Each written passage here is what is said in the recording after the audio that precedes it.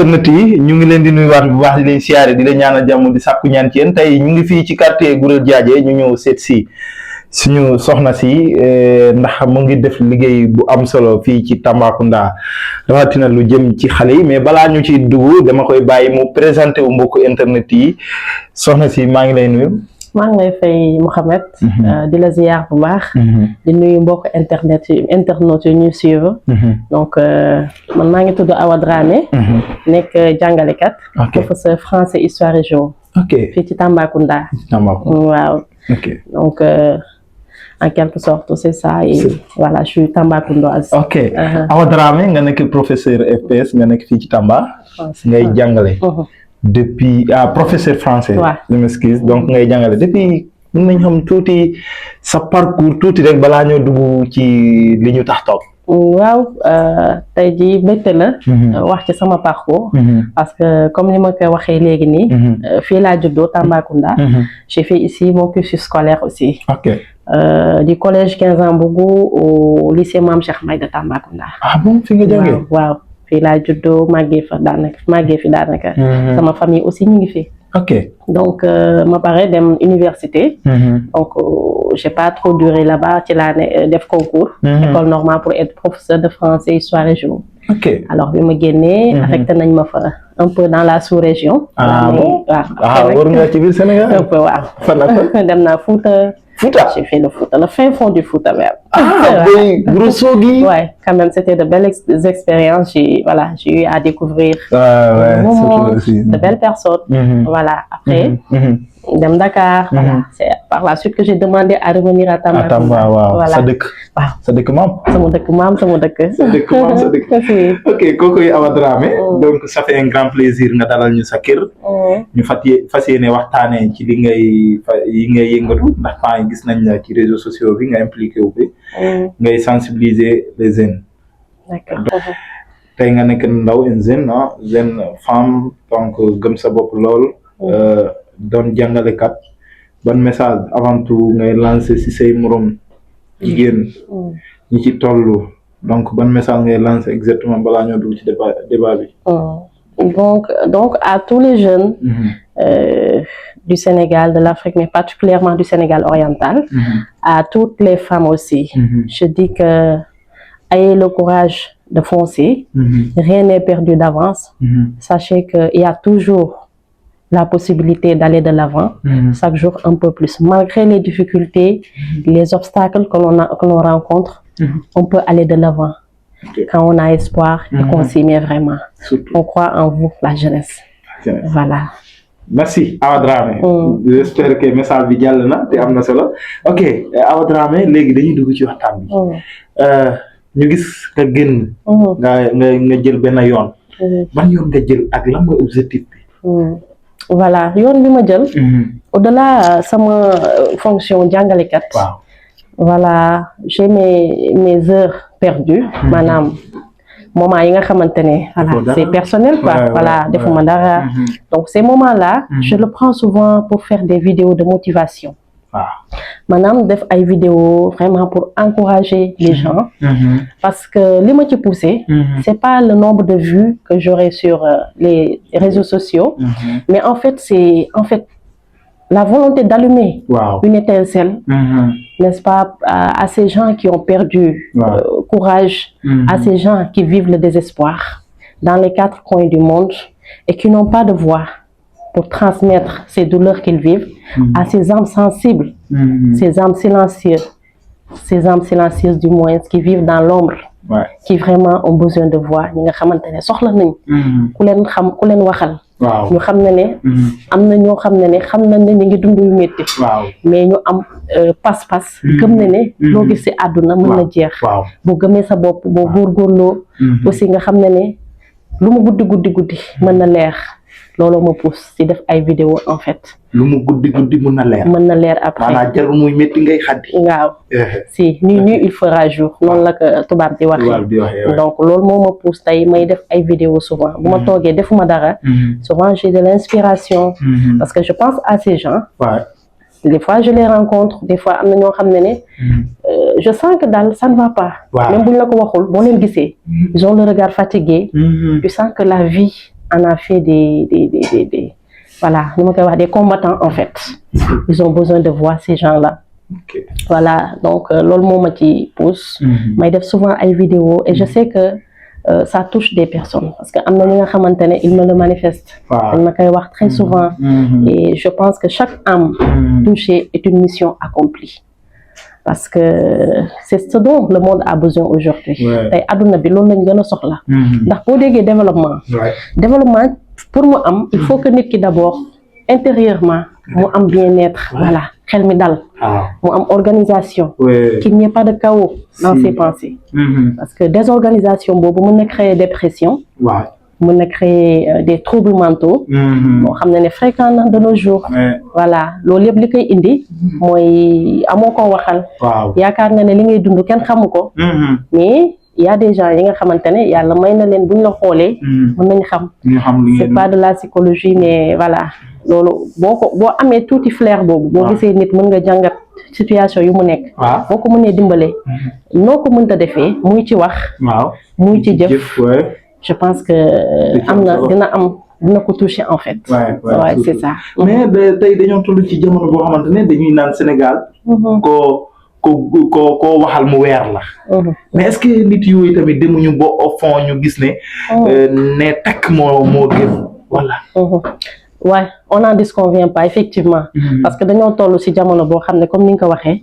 avec l'avènement des réseaux sociaux. voilà et le développement de la technologie.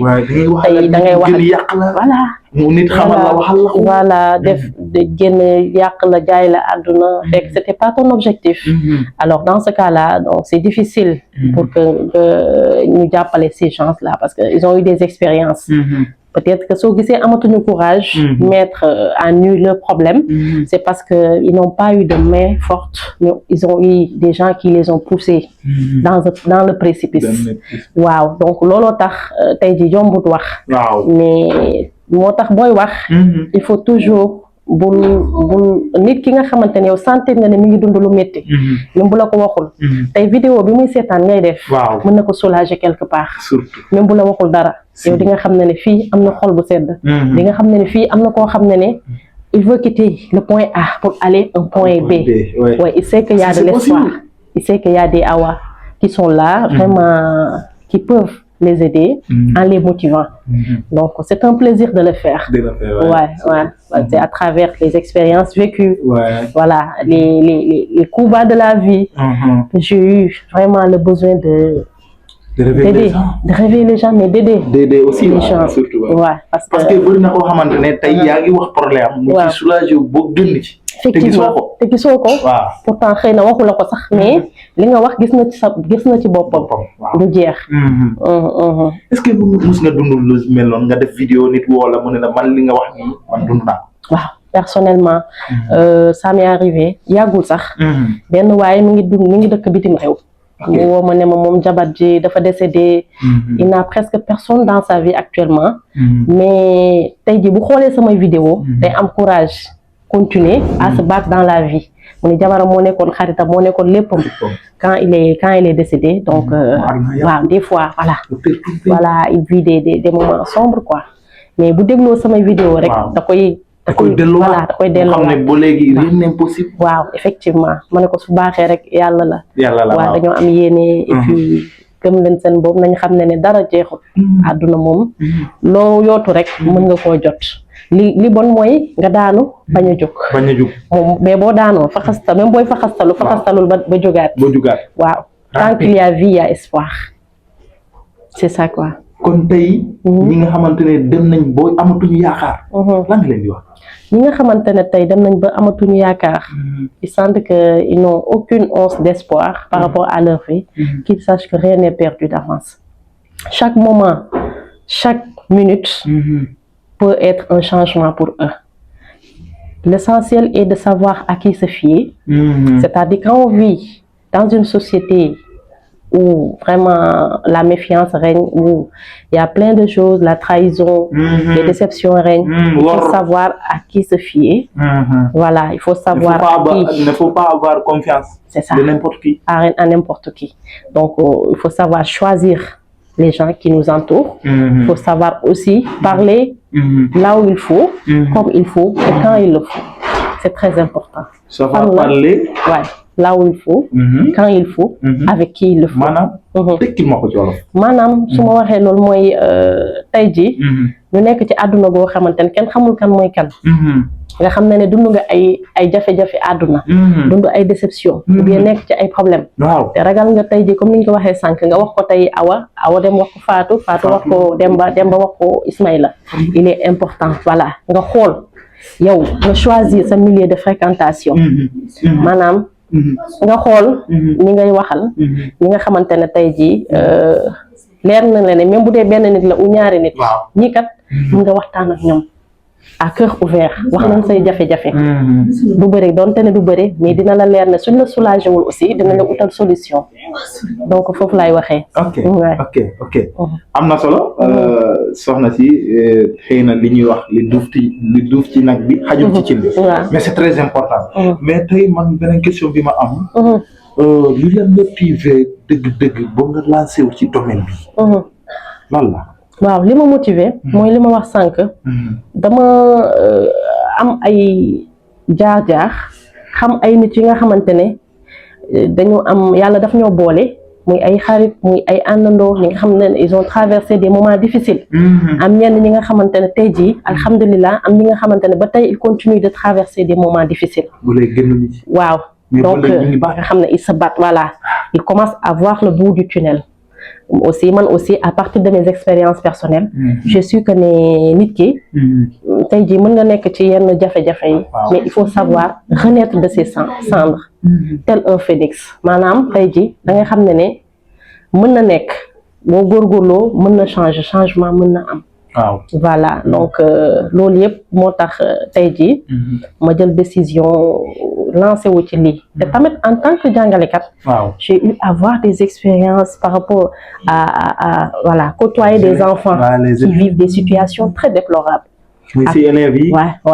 yi nga xamante ne tey jii ñi ngi xëy di jànge mais des fois ñu toog seen xel du nekk ci li ñuy jàng ndax li ñuy dund ci biti voilà li ñu bàyyi ci kër gi soit ñi ngi xëy te lekkuñu wala ñi ngi xëy fekk dans un environnement qui n'est pas propice ainsi de suite et au-delà de ça aussi damay faral di côtoyer xale yi ndaw taalibe yi samay xarit lañu waaw dañuy faral di ñëw fii très souvent xam nga donc soo gisee ne seen melokaan ak les enfants de la rue ñi nga xam da ngeen di rencontrer mu leer na ne ils sont dans des difficultés donc ñooñu tey ñoo tax may wax tey jii les jeunes qui sont dans des problèmes de chômage les enfants qui sont à l'école mais qui peinent à manger correctement avant d'aller à l'école ces enfants qui sont dans les rues yi nga xamante ne ñu ngi dox tànku neen mënuñu am dàll bu ñu sol parce que conditions yi ñuy vivre dafa difficile te amuñu yaay bu leen toppatoo papa bu leen waxal ainsi de suite donc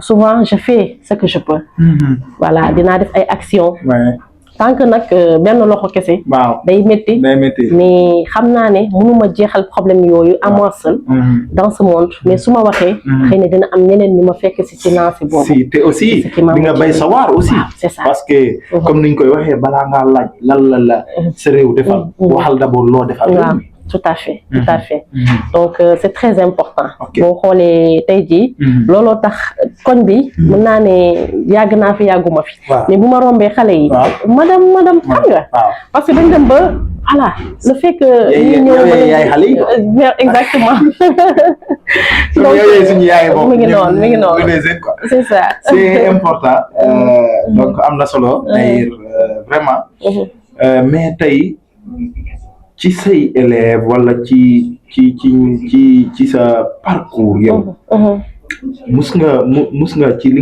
ngay wax ci thème yi ngay choisir di ci sensibiliser mus nga am benn thème boo xamante ne bii yaa ngi koy wax mu leer na ne yow dund nga wala yow vraiment am na xale boo xamante ne dunduntaanoo te nga fekkee waaw am na comme ban mën naa ne par exemple man personnellement donc jot naa ci dund ay expérience parce que traversé naa ay moments yoo xam ne c'était des moments de doute par rapport à ma vie des moments de remise en question par rapport à ma personne parce que xam nga nee nañu nit di nga traverser ay jafe-jafe ba nga yaakaar ne yow en fait tu te poses des questions voilà yow est-ce que sa vie am na sens en fait ndax voilà tey jii yaa ngi góorgóorlu loo dugg nag ñu voilà doo dina sotti mais maanaam c'est li ngay jëflante ak ay nit souvent ay li nga ciy jëlee du la neex